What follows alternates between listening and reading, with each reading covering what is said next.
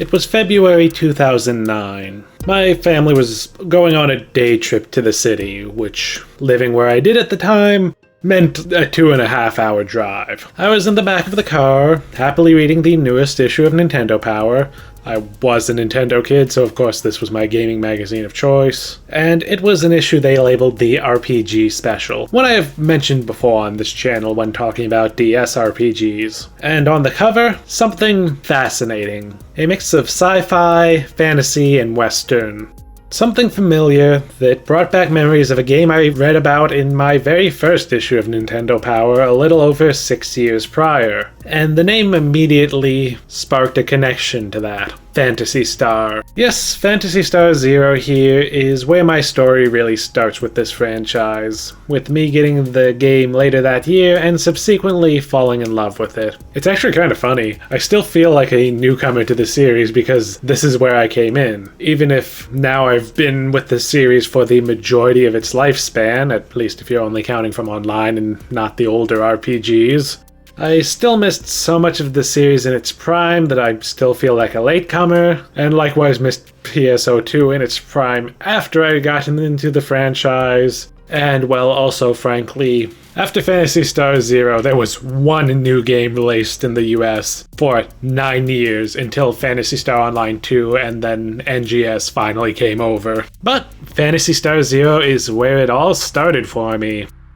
But lest you worry this will be some kind of nostalgic, uncritical, rose-tinted review, I assure you that's not gonna be the case. Maybe I'll cut it a little bit of slack because of my nostalgia, but look, I'm just gonna tell you right now, my opinion of this game is going to be on the harsh side. Because you see, Phantasy Star Zero was an odd one, and also vitally important to the franchise. It was the first game to try and push the series towards the sort of action combat we have today in PSO 2 and New Genesis, while also being an attempt at a throwback to the original PSO after PSU's somewhat rougher reception. From those two things, you might expect it would be a beloved classic, but, well, I'm pretty sure it's not.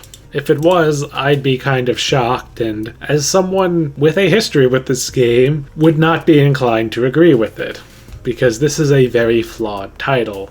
Of course, some of the issues may stem from being on the DS, but I've never been one to blame a game's problems on console specs unless there's a clear connection, so I'm going to use that reasoning quite sparingly. Especially when, in numerous ways, this game actually really pushes the DS and may actually be the most technically impressive 3D game I've played on the platform.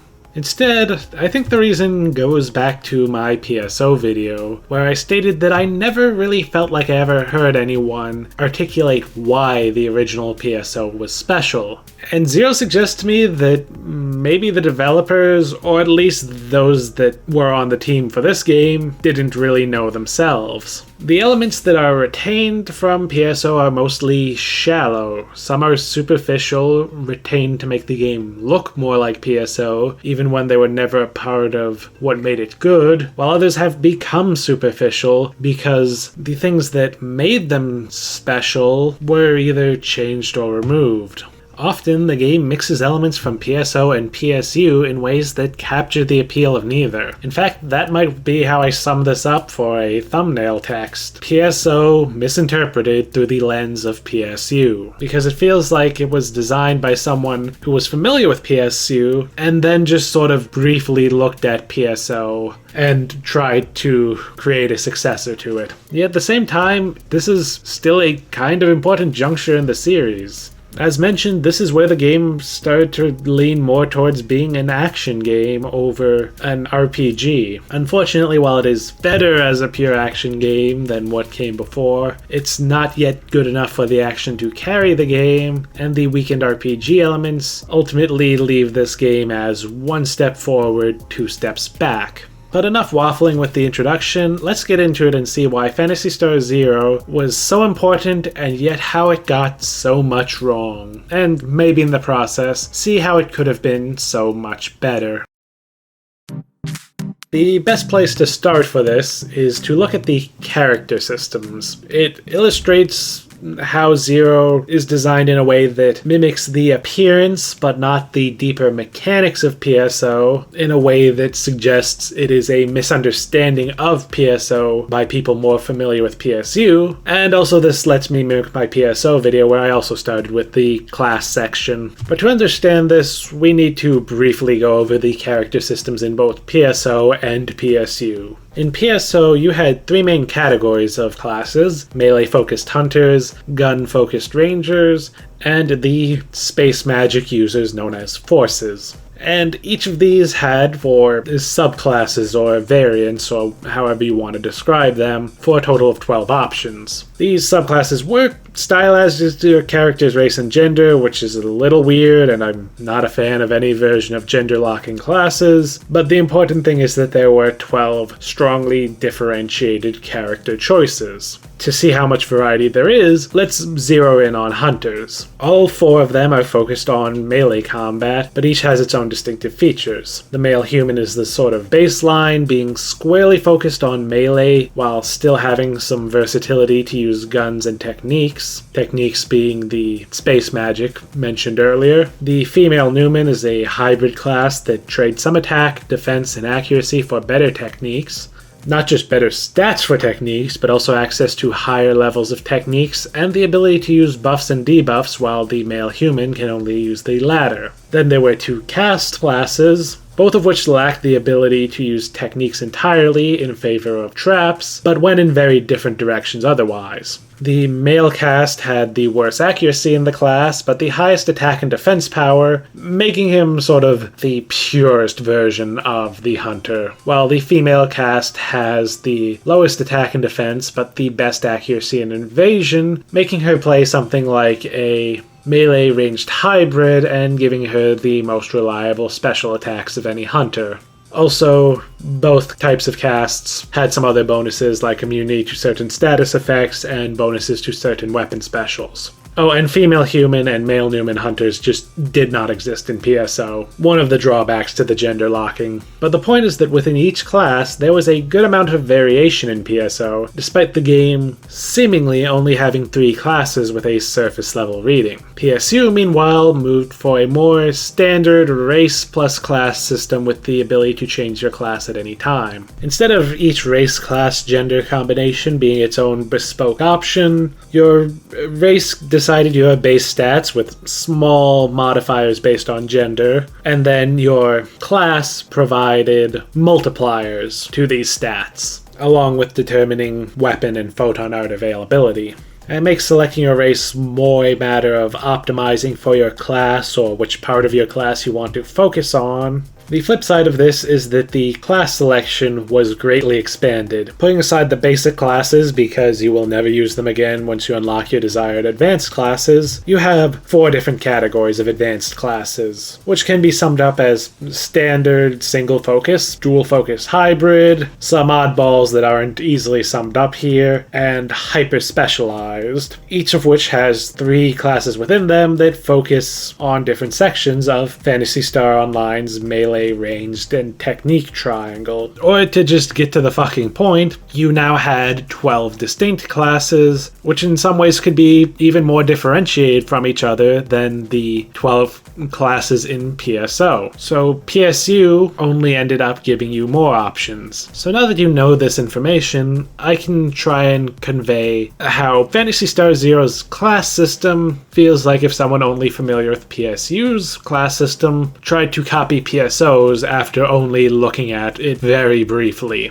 Firstly, gender differences are mostly mitigated down to very small and unimportant stat differences, which is fine and even good. I mean, again, I consider gender-locked classes to be pretty stupid, and PSO's system was effectively that every class is gender-locked. But without coming up with something new, even as simple as new races or classes, this is ultimately reducing the number of combinations possible in this game. While PSO had 12 race, class, gender combinations, Phantasy Star Zero, with only race and class combinations, only has 7. This is most felt by Ranger, where they even refused to add a new race-class combo where it could make sense. In PSO, the female human ranger was a gun-tech hybrid, being for rangers what the female Newman was for hunters, but in Zero, with the human rangers now basically the same, they don't add, say, a Newman ranger to replace the gun-tech hybrid, though this would have run into other issues. There are still gender-based stat differences, but small and insubstantial. Going over some of the data on PSO World,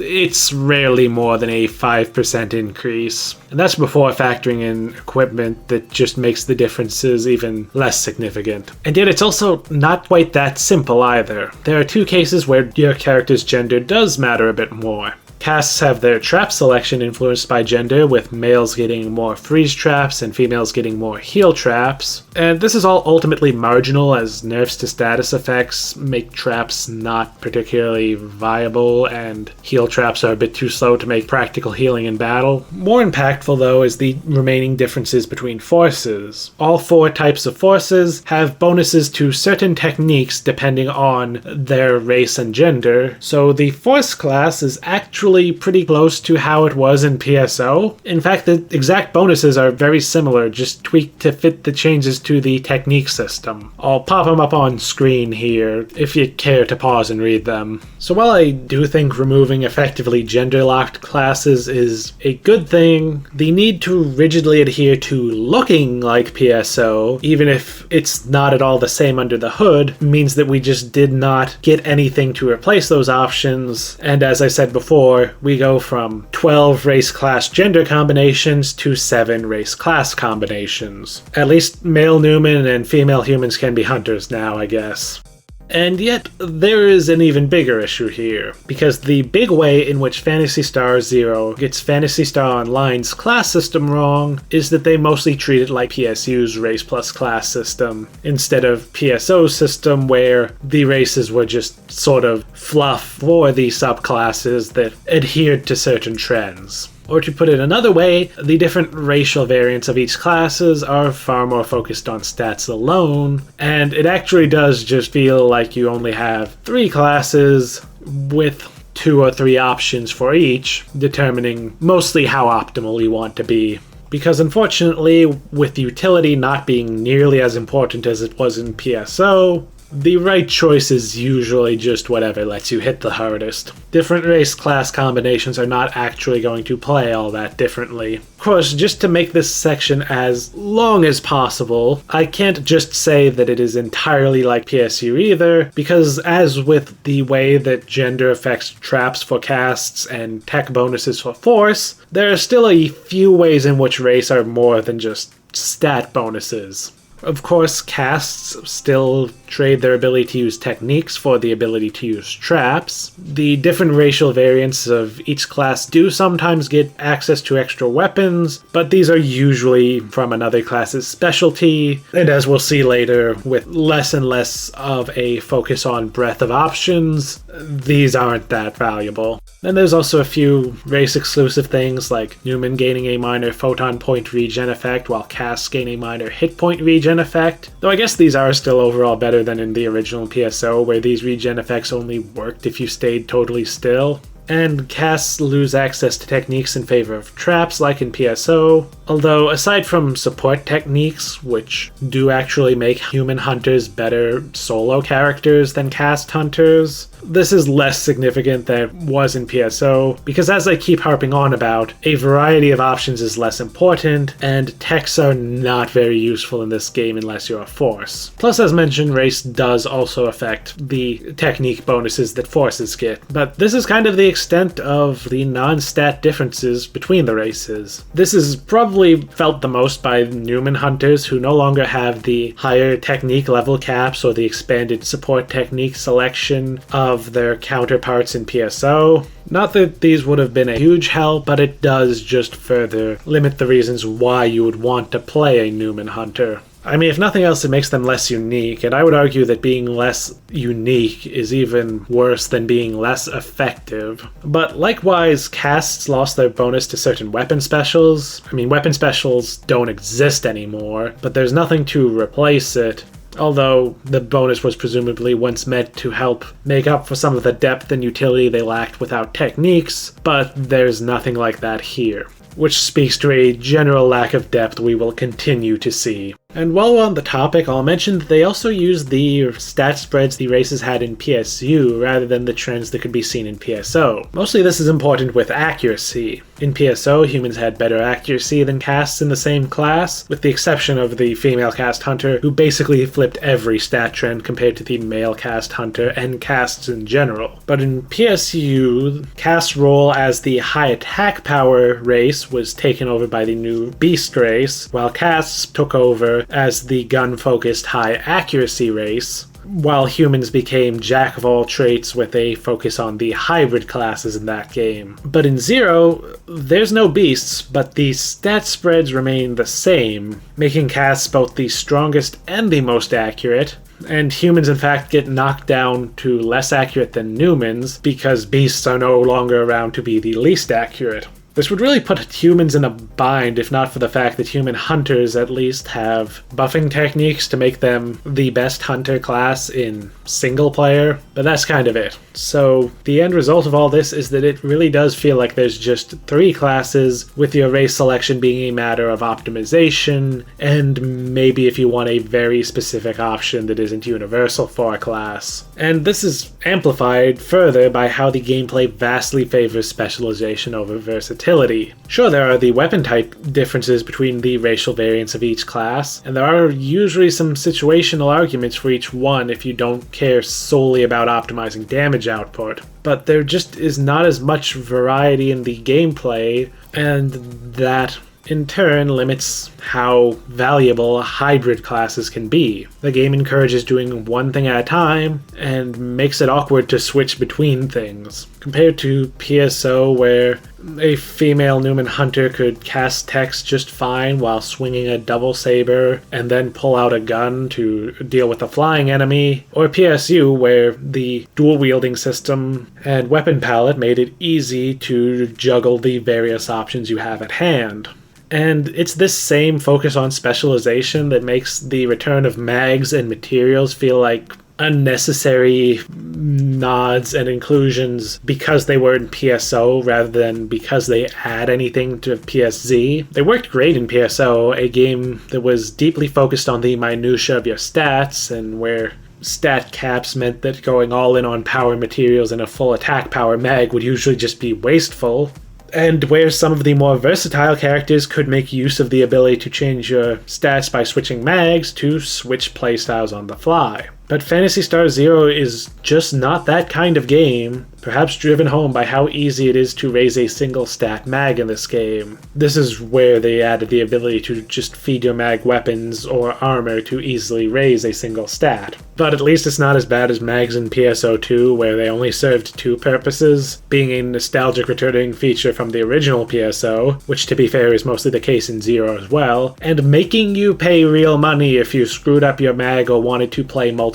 classes optimally. Any hybrid class in PSO2 gets a skill that lets them pump all your mag's levels into a single stat and boost all their relevant attack values, so you can't even use them to meaningfully focus on one stat or another within your class's options. So at least Phantasy Star Zero here doesn't have the worst implementation of mags. Lastly, and less systems focused, like the original PSO, character customization is class-linked, but the options are very limited, even compared to PSO, which is at least well ahead of the curve when it released in the year 2000. Each race, class, gender combination gets 4 hairstyles, 3 hair colors, 5 outfit colors, and 3 skin tones. Or for casts, this just means 4 head parts, 3 highlight colors, 5 main colors, and 3 inner frame colors. Plus a choice of 8 voice variants, and you can choose your mag's color out of of 5. All in all, it's very limited even compared to the original PSO, but this is also one area where I'm willing to cut it some slack for being a DS game. I don't really know if there are any DS games with extensive character customization like Phantasy Star usually has. Let me know in the comments below if you know any DS games that have even PSO 1 levels of character customization. And hey, you still have 14 different character models, and if you ask me, they're pretty great designs. The models themselves can be a little low poly, even for retro game enthusiasts, but I would love to see them revisit these designs and translate them into cosmetics for New Genesis or whatever the next game is. Or maybe they're already in New Genesis and I just haven't seen them. Let me know if that's the case. I know that Universe and Portable 2 had some outfits based on NPCs from PSZ, but to my knowledge, not any based on the player classes. So character choices are the most limited they've ever been in the series, which is not a great start. And I think it illustrates nicely the flaws with the game. As I said at the start, this feels like the class system you'd get if someone was mostly familiar with PSU, but was told to stick to PSO's class system with only a brief description. So I started with the class systems because it was the best way to illustrate how Zero gets the original Phantasy Star Online wrong, but as you heard, a lot of the flaws with the class system can be traced back to the way the game plays, so let's tackle that next. Though to avoid getting too down and hard on this game, let's look at some of the positives first. Frankly, the best part of Zero's gameplay is also its most lasting impact on the series. Are you ready? Are you sure? Well, brace yourselves, this is going to get crazy. Yes, as mentioned earlier, Zero began the series' move towards being more action-oriented, adding a dodge roll for the very first time in the series. It's quite stiff, but it's a step in the right direction, though I don't think it'll appeal too much to people who aren't already into this sort of older action RPG. There's no using it to cancel animations, even recovery frames, so you're mostly left using it to dodge through highly telegraphed attacks or projectiles, not the sort of fast, frequent dodging you would expect from PSO2's gameplay. And unfortunately, since most regular enemies attack with very little telegraphing, you don't have a lot of room to dodge. And the iframes are a bit tight for some of the attacks that are more telegraphed. So overall, this doesn't feel like as big of an upgrade as it should, and mostly I found myself just using positioning to keep myself alive, same as in the older games. And this is a bit easier because most enemies are a lot more passive. Most enemy types just sort of wander aimlessly for a bit before deciding to attack you, so there's very little pressure, especially with AI companions. They're at their least useful in combat here, but they're quite effective as decoys. But this just means you're under less pressure, even compared to the earlier games that had less action-focused combat. So usually you're just going on the offense, killing enemies before they attack you, and healing off the hits you do take. It does start to get better in the very last area and on higher difficulties, but if you just play the story mode, this amounts to little more than a sudden difficulty spike at the end. The other big additions are charged attacks. Hold the button down and release it for a more powerful option. If you do this with a weapon attack, you'll perform a photon art. Since it's a hold and release input, there's no multi-step photon arts like in PSU, and photon arts are generally less distinctive than skill photon arts were in PSU, since effects like launching enemies aren't a thing here. But on the plus side, photon arts are now a part of the weapon itself to give a little bit more variety back to loot, and photon arts are effectively PSU's skill photon arts regardless of weapon class, making this the first time ranged and tech weapons got to pull off cool special moves. The other thing you can do this with is techniques, where it's a little bit more of a mixed bag. For offensive techniques, this performs an alternate spell with the same element. Notably, the charged attack is usually not stronger in raw damage, especially when accounting for the time it takes to charge, but rather the charged attack is usually better for crowd control, and sometimes ultimately outperforms on bosses due to hitting multiple hitboxes. This also means there's only one attack technique for each of the 5 elements, with each having the normal and charged versions in place of multiple separate techniques for each element. For support techniques, this changes the technique from a single target version affecting only the user to an area of effect version. Far less interesting, but does at least mean you can heal and buff your teammates even with low-level techniques. But even the charged offensive techs are just not that exciting. Depending on the tech in question, it might not even be that good at its crowd control role. Notably though, you're not slowed at all while charging, which I think makes these a little less risky and a little less satisfying to pull off. Though on the flip side, charge times are a little on the longer side, so maybe it's fine. Overall, these charged attacks are fine and I like having them, they're just not as deep as I'd like. For other additions, guns can now strafe and shoot like in PSU, and in fact all weapons can lock on like melee weapons could in that game. Though in this game I will note that strafe shooting is very clunky and prevents you from doing combos, so it's of questionable use.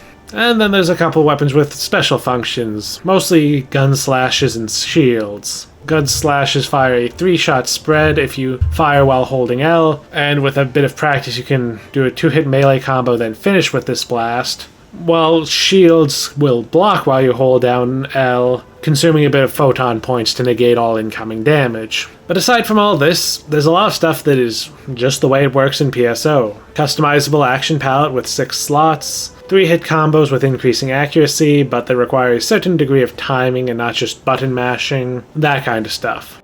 So far, it seems good, right? I mean, the game's improvements are small but impactful, and none of these are things that can't coexist with the original PSO's mechanics, right? Well, unfortunately, they decided to take away from the original's mechanics anyway. And this is easily the best chance I'll get to confront a topic that has troubled this video series. Well, more that's troubled me and some of the comments in my PSO2 video. Simultaneously the most watched video in the series, yet because it's the first, the least competently made. Save perhaps for my original NGS video which came out before that, which is now unlisted. That is where I commented that I disliked the series creeping more and more towards being just an action game and less of an RPG. And I'll mostly consider this as a failure to communicate on my part, because I kind of just left it at that, and expected people to understand perfectly things that took me years and a lot of thinking to get. Even disregarding the fact that I tend to, I think, disagree with the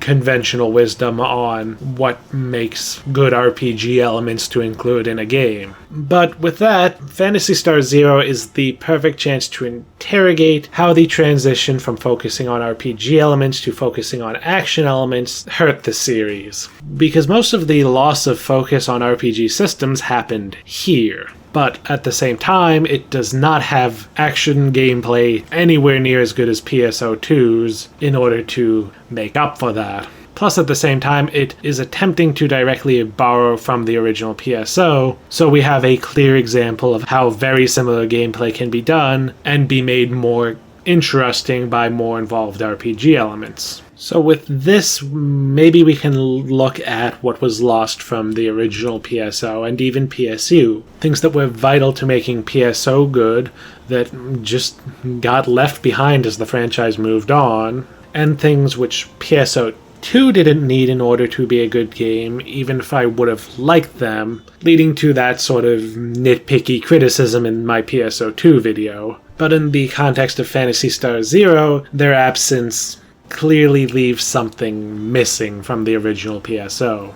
The first and most obvious difference to fans of PSO and PSU is that status effects went from vital to rather mediocre, harder to actively use while also being weaker. In PSO, status effects were primarily dealt out for hunters and rangers through weapon special attacks, but those are just gone entirely.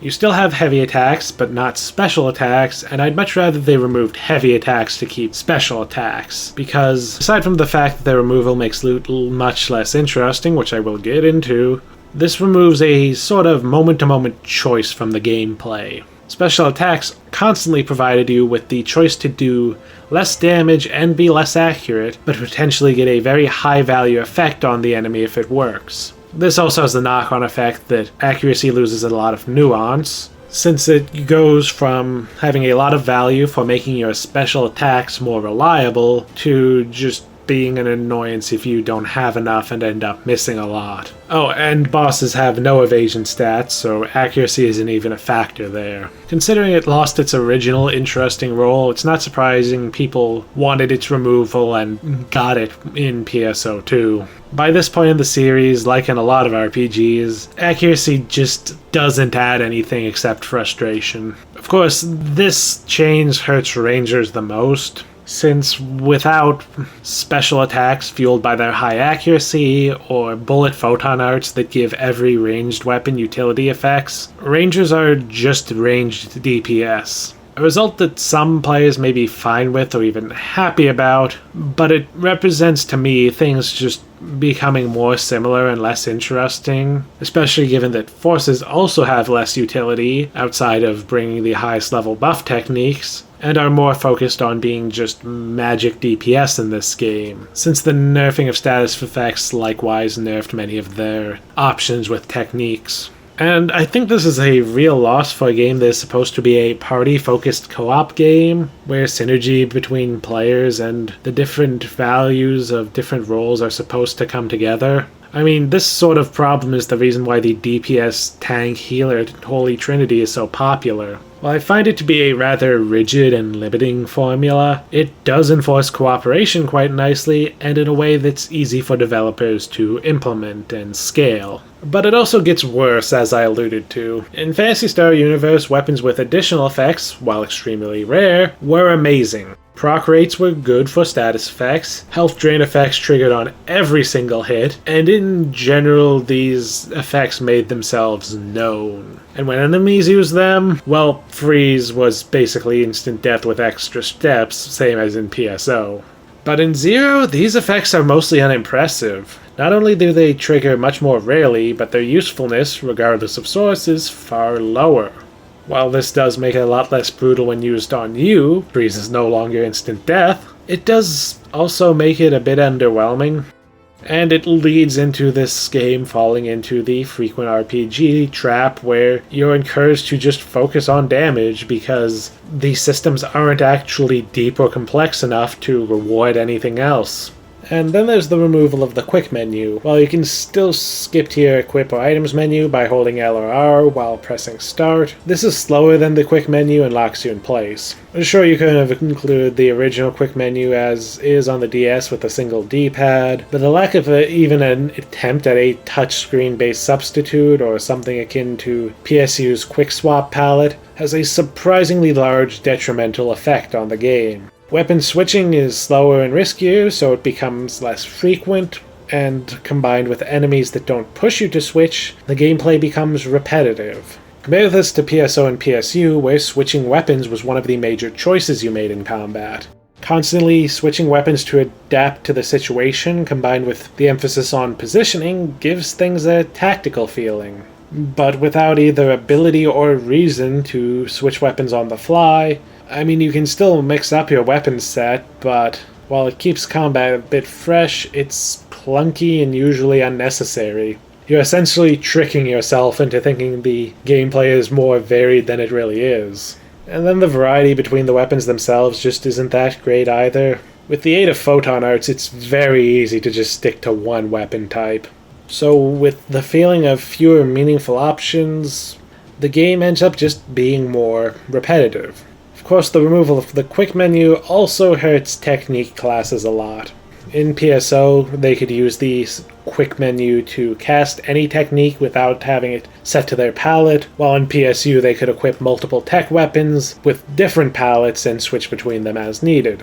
While maybe this wouldn't have worked with the charge technique system, it still hurts the game, especially in that you now need to use your very limited palette slots for buff and debuff techniques. And just forget about making room for offensive techniques on some sort of hybrid build, because not only is it really awkward to have to make room for them, but many of the changes just make them worthless unless you fully commit to teching. See, much like PSU, tech weapons now provide massive boosts to your raw magic power, to the point where even for a force most of their magic power will come from their equipped weapon. While in PSO they mostly provide a small stat boost and a percentage boost, typically hitting at most around 30% to certain techniques. Undeniably valuable, but not a majority of your technique power like it is here. In PSU, meanwhile, because of techniques having to be linked to slots on a casting weapon, this just didn't really matter.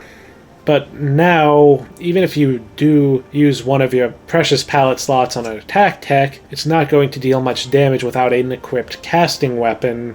And with the weapon swapping so much slower, you kinda just have to commit to teching if you want to do it. Trying to do any kind of proper battle mage, whether mixing in techniques as a hunter or ranger, or trying to use weapons as a force, is far less effective. And of course, nerfing status effects also hurts these. Raw Barta in PSO was nearly essential for non-cast hunters for being able to freeze enemies around you, providing both defensive and offensive utility, not to mention being pretty good for damage against certain threats like Del Sabers in the Ruins. Freeze has actually hit really bad in this regard. Since it was nerfed to wear off after a single hit, it's pretty mediocre at actually shutting down enemies for any amount of time.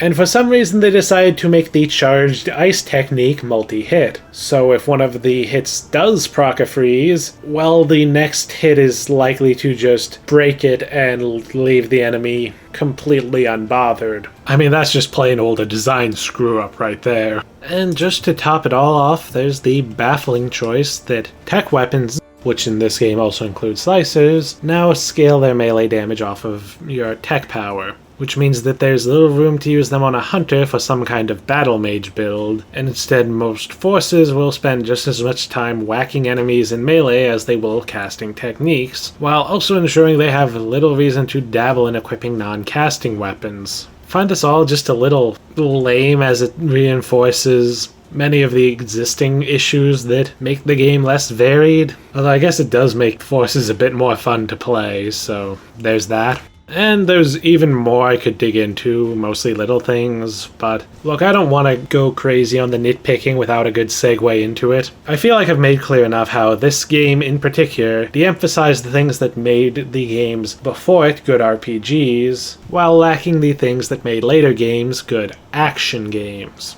And so we can kind of see the value that got lost, even if part of that is just the fact that some of these more strategic elements wouldn't have fit well with the fast-paced twitch action of later games. But I do still miss those elements of Phantasy Star Online and Phantasy Star Universe. Zero just happens to be the best way to illustrate what's lost without them, because there's nothing to make up for them. And yet, I still have to say the gameplay is kind of fun, if simplistic. Its biggest problem is that it wears out its welcome a little too quickly, because varying your tactics is both more limited and less encouraged, and thanks to the loot issues we'll get into, Zero's gameplay becomes repetitive quickly. It holds up fine for a 10 or 15 hour story playthrough, maybe even 20-30 to get to the end of hard mode and do all the quests. But beyond that, repetition starts to set in hard. And this is a genre that already relies a lot on repeating the same content. So having gameplay that doesn't change much room to room, encounter to encounter, or even mission to mission, really just causes the tedium to build up fast. You have to actively put in the effort to find reasons to switch up your approach, otherwise any given run is just going to be doing the same thing over and over. And as we'll get into, the game offers precious little to shake it up.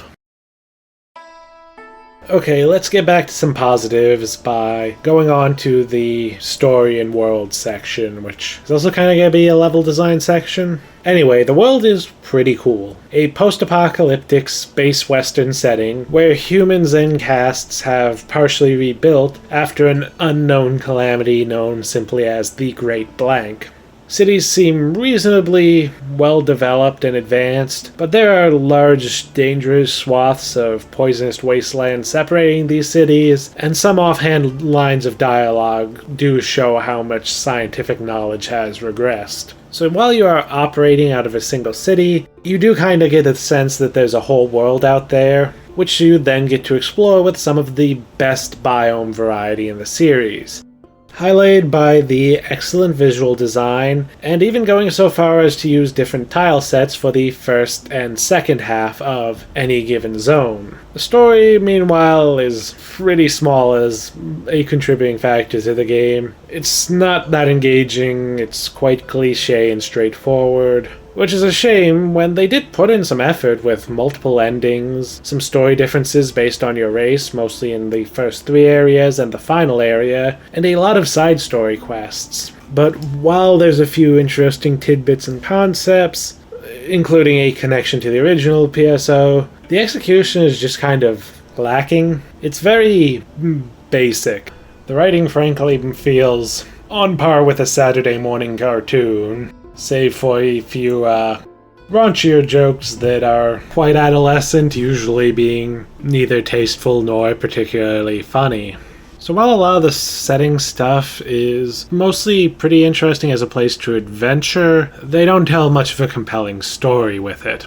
Also, sometimes it is limited with what they chose to make into maps and what they made as enemies. So some parts of the story just feel kind of glossed over. Like there's a whole plot point where there's like 2 days straight of fighting in the city and it's just skipped. No city battle map or anything. Thankfully PSO 2 would finally give us that. But at least the story, for all its flaws, is pretty breezy. I did it in under 10 hours without needing to do any side questing to level, though that did get a little tough towards the end, so maybe you should take things a little slower and gain a few more levels, and it might not even cost you any time in the long run. But going back to adventure, when you do venture out into one of the game's 7 zones, you'll get a randomly generated map assembled out of cells. And this is actually one of the better games I've seen to ever use this kind of random generation. And in fact, I think they are much better than the random maps in PSO 2.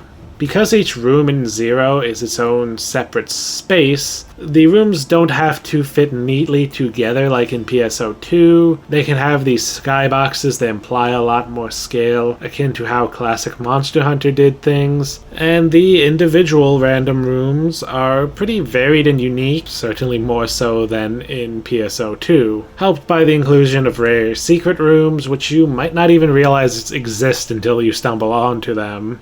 Though I guess if I had to complain about something, it's that these areas are extremely flat with no hills or anything, but that's probably mostly a technical issue, and the content of the rooms are sufficiently varied that they don't become nearly as monotonous as PSO 2's random areas, and I never found myself noticing the repetition of room templates nearly as much as in PSO 2.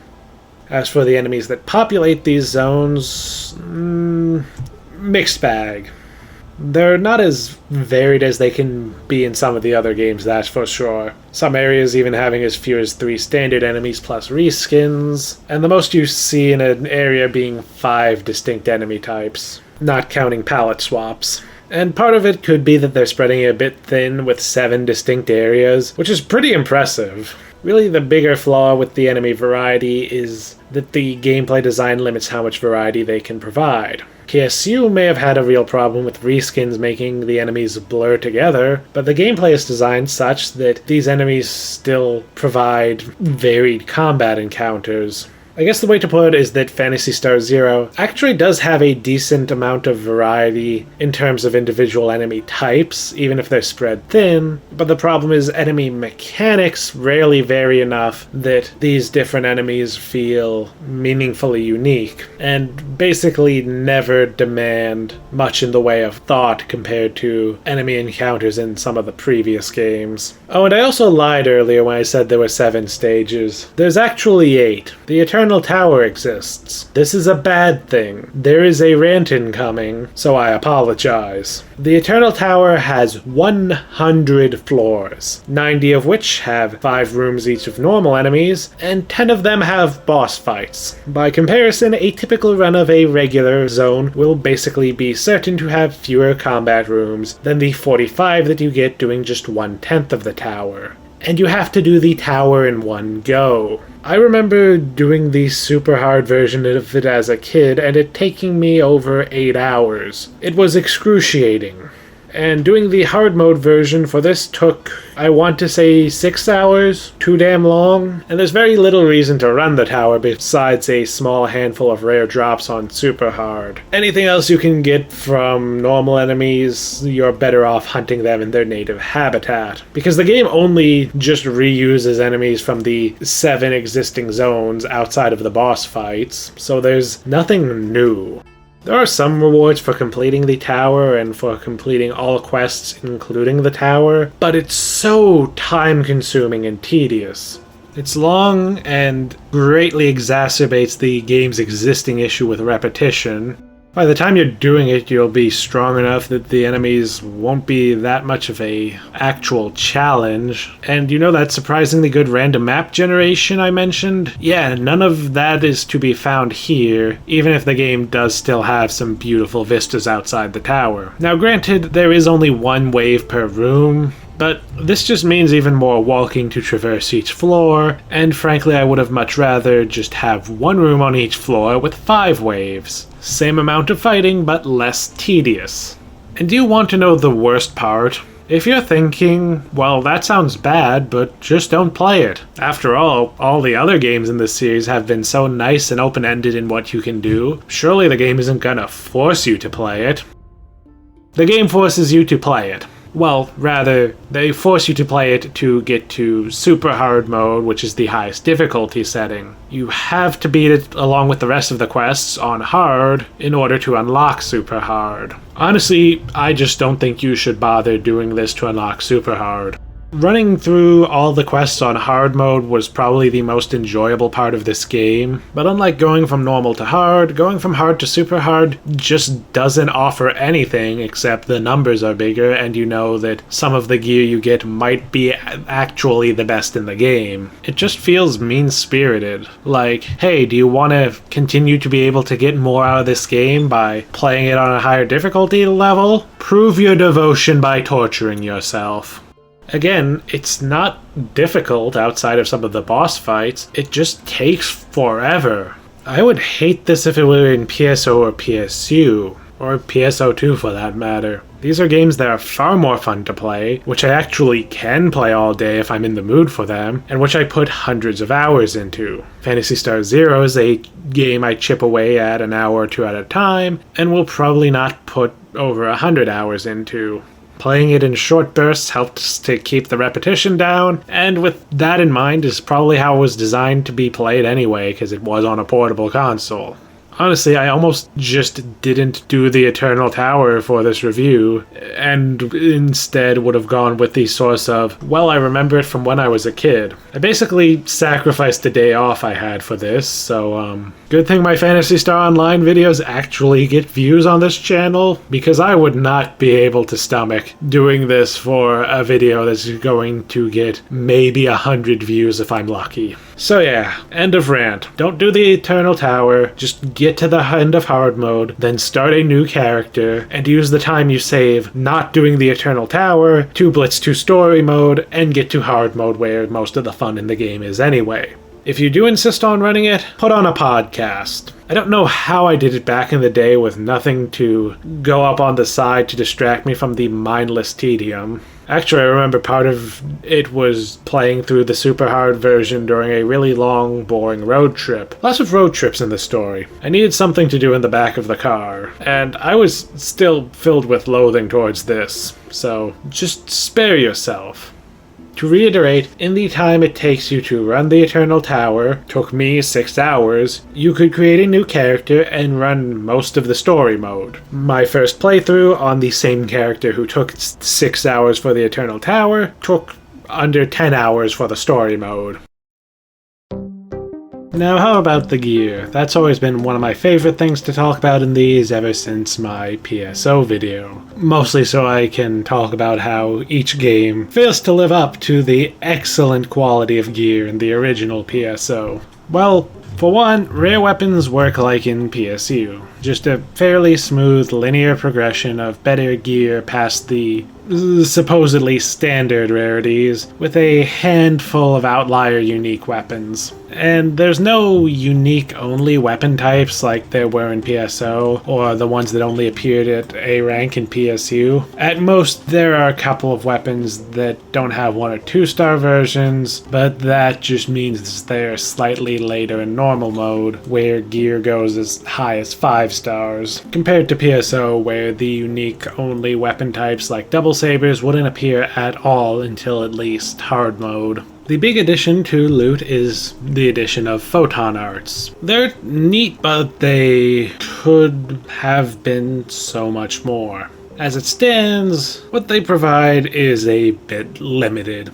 As explained earlier, in this game, photon arts are properties of a weapon. If a weapon has a photon art, you use it by holding down one of the attack buttons and releasing once the attack is charged, to perform some kind of special attack. However, in practice, they don't add as much variety to loot as you might think. For one, there's only 3 photon arts for every weapon class, and while certain unique weapons can have fixed photon arts, they never have exclusive photon arts. So nothing like the Lavis cannon maintaining its sword wave through a photon art or something. And maybe this all could have been fine, but many weapon classes will have photon arts that are very similar to each other. For the most agonizing example, swords have one photon art that has them spinning forward vertically, and another that has them spin forward horizontally. Not exactly distinct, though at least their last and best photon art is cool. It's basically the Monado Buster from Xenoblade. Of course, even this is hurt because most of these photon arts can only function very similarly. There aren't photon arts like in PSU that throw enemies around, so in effect, most of what differentiates photon arts is just hitboxes, damage, and accuracy modifiers. There's like 1 or 2 unique ones, like a wand photon art that casts a random tech, or a shield photon art that grants a brief period of invulnerability, but most of them are just damage dealers. Some have extra statuses tacked on, but that's all you get. And we already went over why status effects aren't great. Plus, everything being a charged attack also limits what they can do. So, photon arts are fine. Some of them are even quite fun. But I do think this implementation isn't quite as good as Universe's version of photon arts. Those had me swapping weapons constantly just to use the best photon art for the situation. I mean, if the intention was to make them not completely overshadow normal attacks, like they admittedly absolutely did in PSU, then they did at least succeed a bit. They're slightly less spammable, but still pretty spammable. And then there's the weapon element system, which is terrible and winds up destroying the game's balance because one option is massively overtuned. In fact, the way it destroys the balance basically means that the rarest truly unique weapons in the game are usually outperformed by the rarest generic weapons in the game. Elements are secondary effects, working like they did in PSU and applying either on every hit or with a random chance. But in Phantasy Star Zero, you can customize the element of any non-unique weapon. So usually the best option is just to take the best non-unique weapon in a category, the best one without a fixed element, and then get one with the max level element, use an element item to swap it to Celeb, which boosts damage at the cost of a small amount of money for each hit, and this sort of makes the highest stats gear that's supposed to be the best more for trophies than actually the best option. Sure, in PSO, the Charge Special, which did basically the same thing, was really good, but generic weapons capped out really low compared to unique weapons. I don't think there's really a way to get a certain weapon special outside of luck or the difficult-to-acquire S-rank weapons. Plus, other weapon specials could also be really good in their own ways, so there was competition.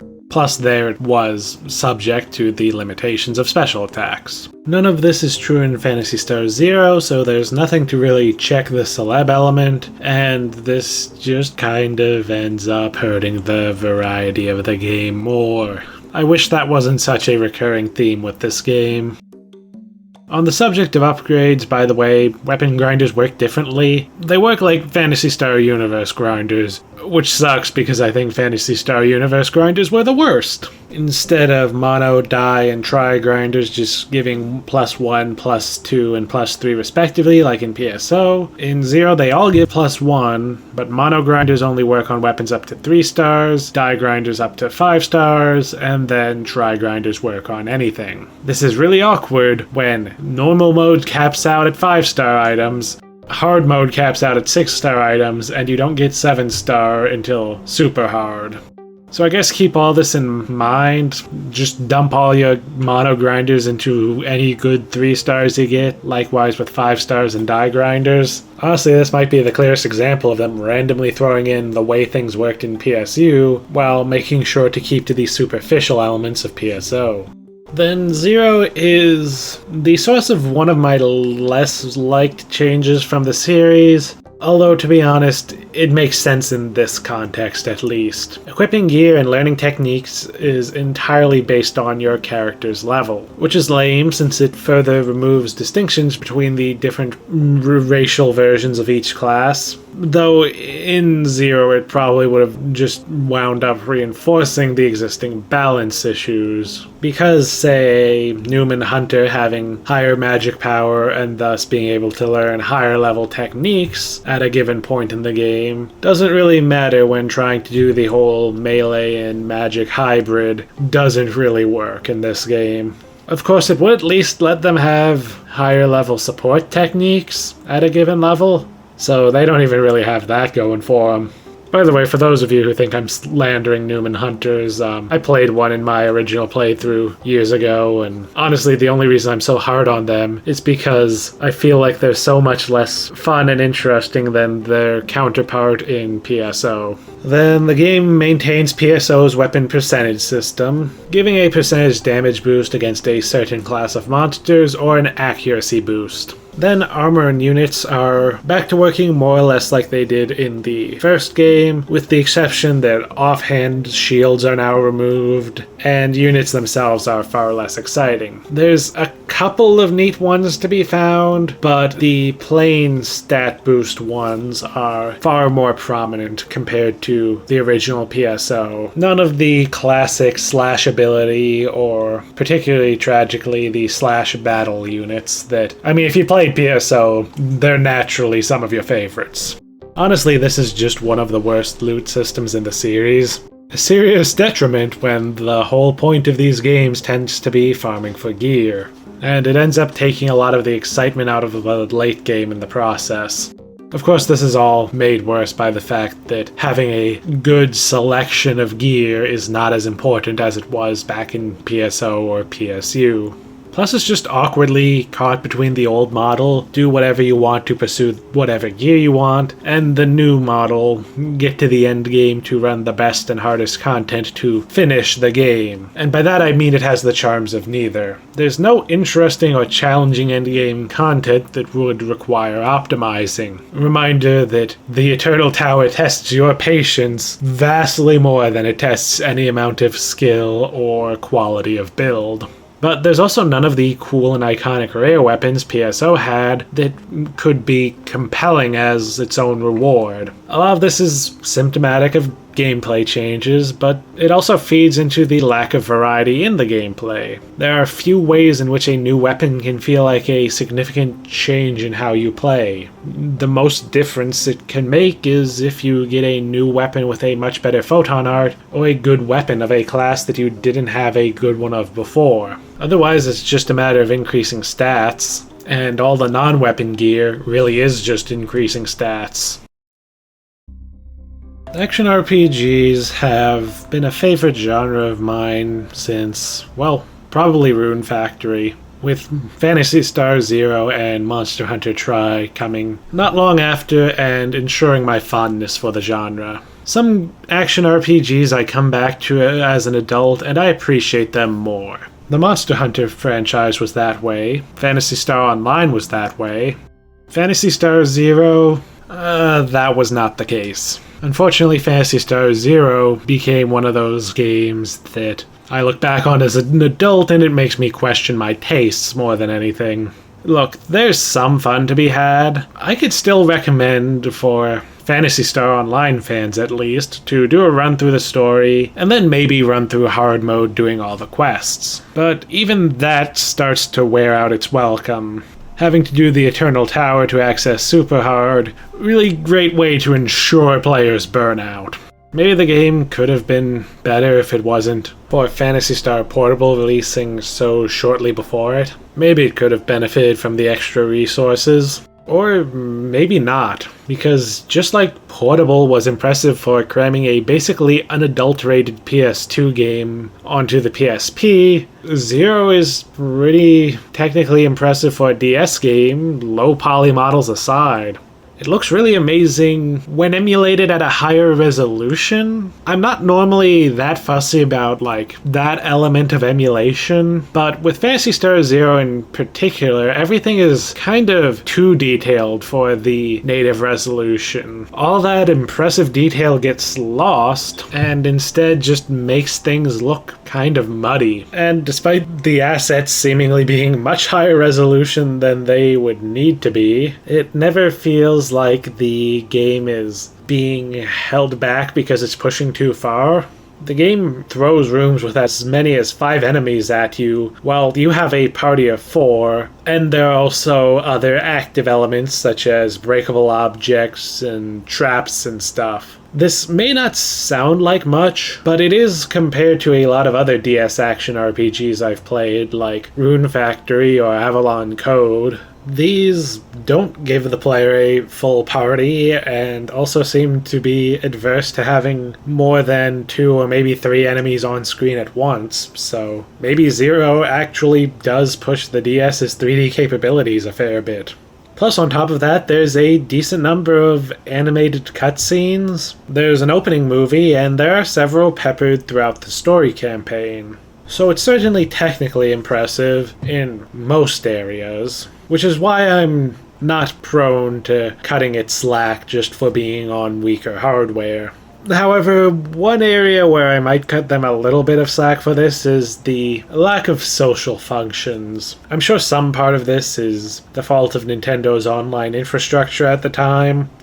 I mean, Monster Hunter Tri on the Wii got around those issues, but could have been more restrictive for DS games, whether due to technology or policy. Either way, when Phantasy Star Online has always benefited greatly from being an online social space, the very first of its kind on consoles even, Phantasy Star Zero being pretty much entirely devoid of social features almost certainly robbed it of a chance to become something more special. And yet, while there wasn't really any way to do so purely in-game, I can't say that nobody made friends because of this game. Because I did. Okay, so we're going to get more personal than I have previously, because this is the first game in the series that I played when it was new, and it's also the most important to me. Because PSO World, that fan site I have been using as an information source throughout this video for stats and stuff, yeah, I used to post on there back in the day, under a different name of course, thanks to Phantasy Star Zero. It was my first time really getting connected online. And as a sheltered, nerdy, homeschooled teenager, one with few chances to meet people and limited ability to connect with those I did meet, yeah, this is where I started connecting with people online in the twilight years of the old internet, back before social networks took over everything. It was a great experience for me that feels almost alien in this modern era where the internet has become something many people want to escape from rather than escaping to.